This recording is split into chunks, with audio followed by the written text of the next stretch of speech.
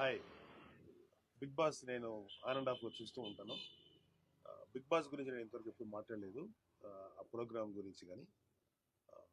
But ఈసారి చాలా ఇంట్రెస్టింగ్గా జరుగుతున్నట్టుగా అనిపించింది నాకు. అండ్ అంటే నేను ఎక్కువ చూడకపోయినా చూసిన వాళ్ళ నుంచి ఫీడ్బ్యాక్ తీసుకుంటే చాలామంది ఇంట్రెస్టింగ్గా చూస్తున్నారని నాకు తెలిసింది. ముఖ్యంగా బిగ్ బాస్లో ఒక్కొక్కరు ఎలిమినేట్ అయిన విధానం, వాళ్ళ ఎమోషన్స్ అవన్నీ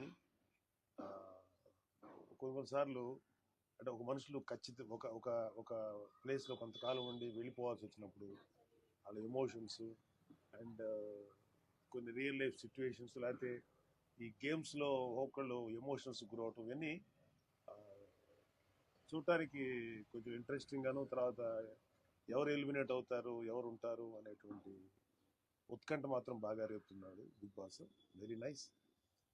ముఖ్యంగా బిగ్ బాస్లో మా జబర్దస్త్లో నుంచి వెళ్ళినటువంటి అవినాష్ బాగా ఆడుతున్నాడు అండ్ బాగా హాస్యం చేస్తున్నాడు. ఈ మధ్య కాలంలో ఎక్కడో కొంచెం ఎమోషన్కి లోనయ్యి కొంత బ్యాడ్ నేమ్ తెచ్చుకున్నాడు. కానీ ఇన్ఫ్యాక్ట్ అవినాష్ అనేవాడు అంత ఎమోషనల్ పర్సన్ కాదు. మరి పార్ట్ ఆఫ్ ది ఈ Bigg Boss part of the షోలో భాగం దేనికో మొత్తానికి ఒక చిన్న తప్పు చేశాడు, కానీ otherwise is very nice man.